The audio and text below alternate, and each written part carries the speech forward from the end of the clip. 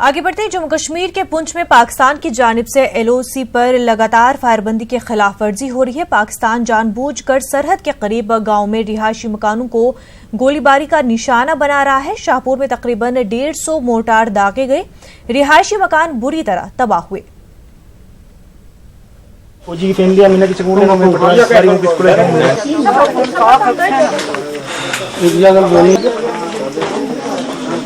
पाकिस्तान की तरफ से LOC पर लगातार अपनी नापाक हरकतों को जारी रखा गया है और पाकिस्तान की जानिब से आए दिन लोगों के घरों को निशाना बनाया जाता है ताकि लोगों को ज़्यादा नुकसान पहुंच सके।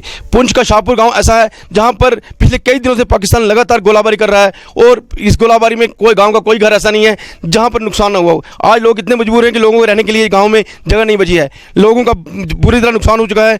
गनीमत ये रही है कि किसी की जान का नुकसान नहीं हुआ है, लेकिन लोगों का जिस तरह नुकसान हुआ है इस तरह लोग बहुत मजबूर हैं और लोग बार बार पाकिस्तान को कोसते हैं कि पाकिस्तान उन्हें चैन से जीने नहीं देता, क्योंकि पाकिस्तान की गोलाबारी लगातार लोगों के घरों को निशाना बनाई है और लोगों का भारी नुकसान हो रहा है। आज गांव के अंदर लोगों के मकान, पशु बुरी तरह जख्मी हैं और लोग ये कहते हैं कि हमें कोई आसरा दिया जाए, क्योंकि लोगों के पास आज रहने के लिए कोई आसरा नहीं है। लोग चाहते हैं कि उनको सुरक्षित घर मिले। जहाँ पर सरकार की तरफ से बंकर दिए गए थे वो भी आज तक गाँव में बंकर नहीं बन पाए, क्योंकि बंकर ना बन पाने के कारण लोगों को जब गोलाबारी होती है तो कोई महफूज जगह नहीं मिलती है और लोग ले देकर फिर अपने इन्हीं मकानों में रहते हैं जिन मकानों में लगातार पाकिस्तान की तरफ से गोलाबारी होती है। हमारे साथ गांव के कुछ लोग हैं, आइए उनसे जानते हैं कि किस तरह का नुकसान हुआ, कैसे पाकिस्तान गांव को निशाना बनाया। आपका नाम? बिस्मिल्लाहिर्रहमानिर्रहीम, मेरा नाम तारिक राठौर है जी। जैसे कल 12 बजे यहाँ मुसलसल फायरिंग शुरू हुई है और 12 से लेकर रात 11 तक चलती रही फायरिंग, और उसके बावजूद रही बात यहाँ पे सुविधा देने की, वो तो कुछ है नहीं, आपके सामने है। गवर्नमेंट की तरफ से जो दिया गया वो भी आपके सामने है, क्योंकि यहाँ पे बैंकर्स के बारे में कहा गया था, आज तक दिए नहीं। अगर बैंकर होते शायद हमारा ये नुकसान ना होता। दूसरी बात ये कि आए रोज़ जो हर दिन की मुसलसल फायरिंग है, आज तक उस पर काबू नहीं पाया गया और आज तक किसी ने इस गांव की तरफ ध्यान नहीं दिया कि इस इलाके में भी लोग रहते हैं। और दूसरी बात, आप मेरे सामने ये पेड़ देख रहे हैं, मैं अगर इन पेड़ों का ये हाल है, आखिरकार अगर यहाँ पे छोटे छोटे बच्चे हैं, यहाँ पे स्कूल हैं जिनके ऊपर टीन डला हुआ, आखिर उस चीज़ का जवाबदार कौन है?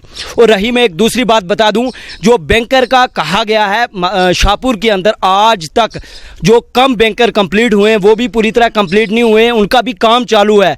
और हम एक बार फिर लास्ट बार मैं यही कहना चाहूँगा कि ये चीज़ बंद करनी होगी। अगर बंद नहीं करनी तो एक बार आप जंग कीजिए। अगर आपको ये चीज़ बंद नहीं करनी तो आप बार बार के इस टाइम से, बार बार की इस मुसीबत से हमें एक बार छुटकारा दिलाइए। आप करिए जंग। सर जी, मकान तरह बर्बाद हो गए, बच्चे हैंडीकैप, छोटे छोटे बच्चे 2 के। मैं अंदर थी जिस वक्त गोलाबारी हुई, मैं अंदर चली गई, पशुओं के साथ उधर ही जाकर बैठी। जिस वक्त अंदर धुआं पड़ा उस वक्त मैं निकल गया नास गई।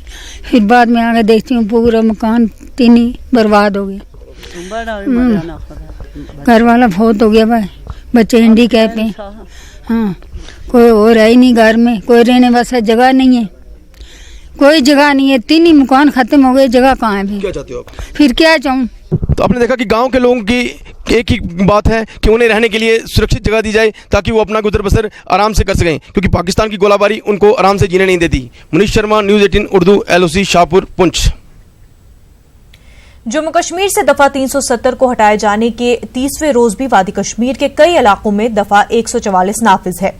श्रीनगर शहर के कई मकामात पर भी दफा 144 नाफिज है। वादी के कई हसास मकामात पर नज़्म नस्क की बरकरारी के लिए सख्त सिक्योरिटी बंदोबस्त किए गए हैं। सिवाय चंद लैंडलाइंस को छोड़कर मौसलाती निजाम अभी भी ठप है, जिससे लोगों को सख्त दुश्वारियों का सामना करना पड़ रहा है। वादी की अक्सर सड़कों पर निजी गाड़ियां चलती देखी जा रही हैं। रियासत जम्मू कश्मीर से दफा 370 की मनसूखी के बाद लगातार इंटरनेट खिदमात मुअत्तल रहने की वजह से जम्मू के कारोबारी तबके को काफी दिक्कतों का सामना करना पड़ रहा है। इंटरनेट खिदमात न होने की वजह से इन कारोबारियों और कारखानादारों की तिजारत में काफी गिरावट देखने को मिली है। पेश जम्मू से समीर भट्ट की रिपोर्ट।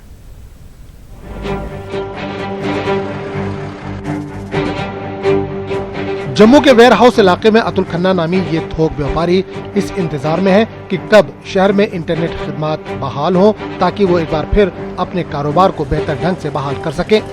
इंटरनेट खिदमात की मुअत्तली की वजह से अतुल खन्ना और दीगर ऐसे हजारों कारोबारियों को काफी मुश्किलात का सामना करना पड़ रहा है, क्योंकि वो न तो अपने डीलरों से लेन देन कर पाते हैं और न ही नया माल मंगवाने के लिए मुल्क के दीगर हिस्सों के कारोबारियों से राब्ता कर सकते हैं।